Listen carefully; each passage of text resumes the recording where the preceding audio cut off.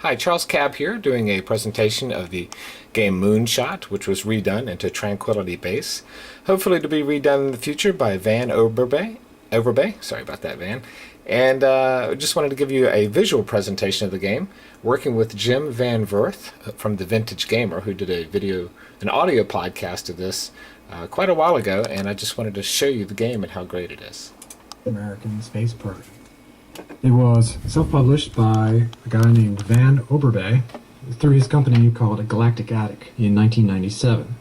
It looks like it was just a limited run of 5,000 copies.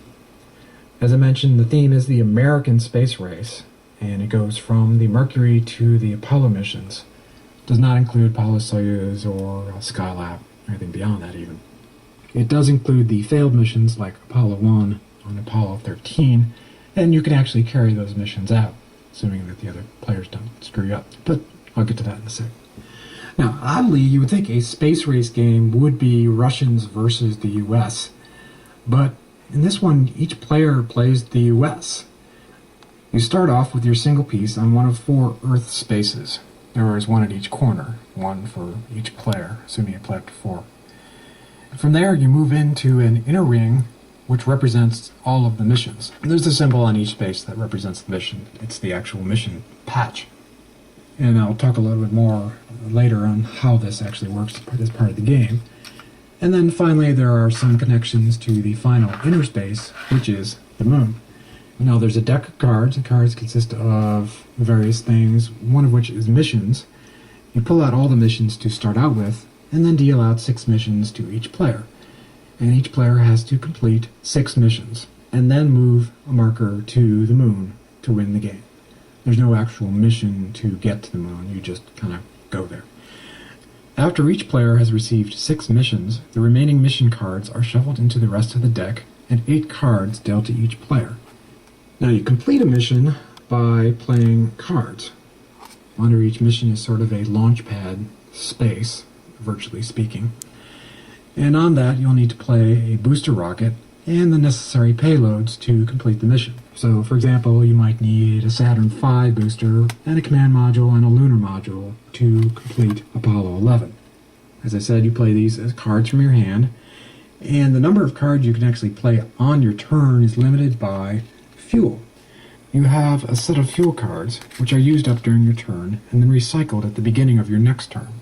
And each card that you want to play from your hand has a fuel cost. So, for example, you might play a card that costs 1 fuel, so you'll use up 1 fuel and then put the card down and then work your way up to, I think you start off with 9 fuel. Pat's probably going to correct me at some point, but I'm doing this from memory here. And then you actually launch a mission by expending fuel as well.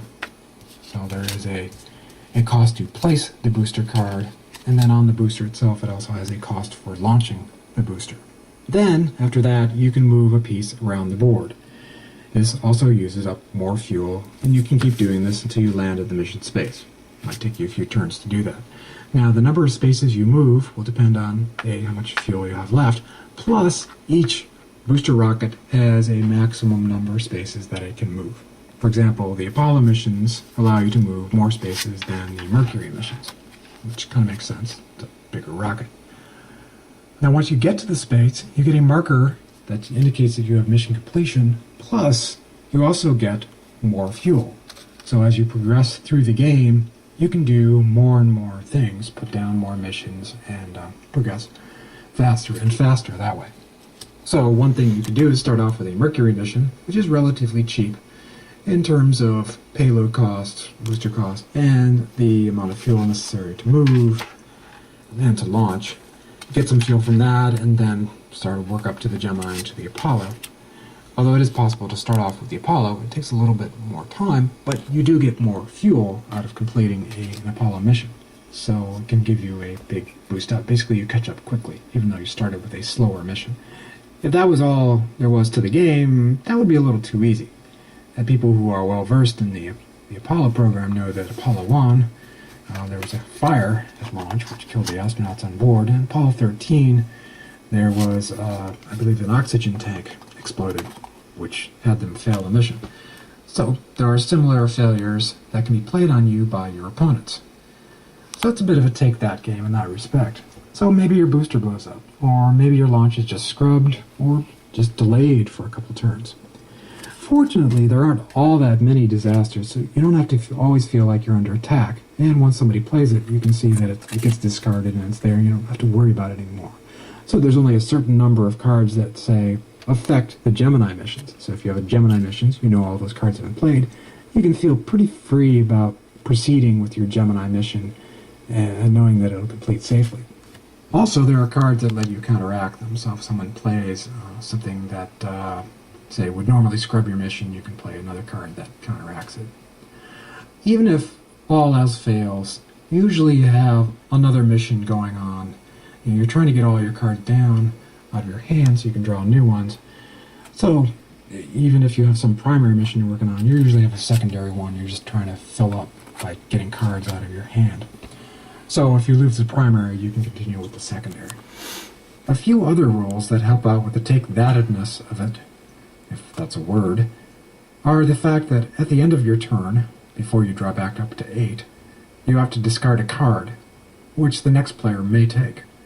So if you screw them, they might be able to use that discard against you. Now, of course, people discard carefully with that in mind. In addition to that, you can decide to scrub any incomplete mission and replace it with a mission card from your hand. This means that you have to dump anything you had on the launch pad for that mission, but it might mean that you can make better progress. For example, I had a Mercury mission that was going nowhere because I just couldn't get the cards, so I scrubbed it and replaced it with a Gemini mission for which I had all the necessary equipment already in my hand. I think I like this game better than a lot of other take-that games for that reason. It always feels like you're making progress even when you do have a setback. So, for an example, in our game, we all ended up pretty close to winning even though a couple of people shot off to a big start. I was in last place for quite a while and nearly squeaked out a win. I did get all 6 missions launched and was heading towards the moon, but Christiana Ellis of Nina Kimberly podcast fame, if you're familiar with that, did get to the moon first. It's a good educational game too. It teaches a lot about the space missions, it gives you the dates and all the various equipment involved, and those disasters as well.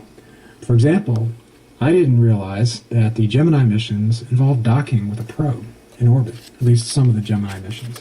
By the way, you can lose the probe too. And as Pat likes to put it, this is Pat Berry, the guy who brought the game over, it's surprising that this game isn't in every NASA-related gift shop. It's very educational. It's certainly a step up over most tie-in games, and it's got some really nice photo art as well. Again, thanks to NASA. It's kind of boggling there. But the game is actually out of print now. There used to be a company website, galacticattic.com, and that's gone as well. I believe, based on some comments that I found online, there were some card expansions for the game, but I don't think those are available since that site is actually gone.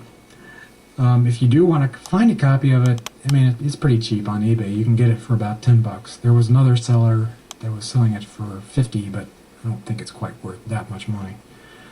I don't think this game is necessarily for everyone. I mean, it does have that take-that component, which turns a lot of people off. I do think that the Space Nuts will enjoy it. And there is that collectible component to it as well. I mean, there's only 5,000 copies out there, folks. As a side note, if you are looking for it, there is another Moonshot game out there, but it was printed in the 70s, I think 1973. The subtitle is the Lunar Power Game. I don't really have any more information on the game than that. I just saw it when I was doing an eBay search for this Moonshot game. The Moonshot game that I'm reviewing here has a picture of the footprint on the moon. I think it might be a Neil Armstrong's footprint. At this point, rather than going to break and doing feedback like I normally do, I think I'm actually just going to wrap it up. My voice is, I mean, if you can tell, it's kind of going and kind of run down as well. So that's basically the Moonshot game and the cards and how the missions are built. As you have a hand, you build certain missions that you want to do, and you look at the bottom of each one of the cards, and it tells you exactly what it costs. Now, to put that mission on the launch pad, there's a pad cost, which is on the mission card itself, or for the rocket, I'm sorry. If you look at the rocket, you'll see a pad cost here, and then if you want to launch it, there's a launch cost, which is basically on this unit and this. So you have a, say, 7, I believe it's 7. I think you mentioned that there was 9 fuel cards, but so each round you have 7 fuel cards in your hand, and you basically just go 1, 2, 3, 4, and pay your launch cost, and then you would have 3 left over to do your movement, and then you can't exceed that rocket's maximum move, which is 4 spaces for this particular one. So you move around the board and you get to your patch, and then you get the patch from the pile here. I don't set all the patches out, just delays the setup time, and I just kind of hand out the patches as we go during the game. It's a really good game. It's a little more difficult to talk people into just because it's historical based, and it's kind of got that cross between history and fun Euro game. So some people don't like combining the two. I personally really enjoy it, and I hope you do too. Look for the new expansion. I know Van is working on it, and we're just patiently waiting, but for right now you just have to find somebody who's willing to turn loose of it.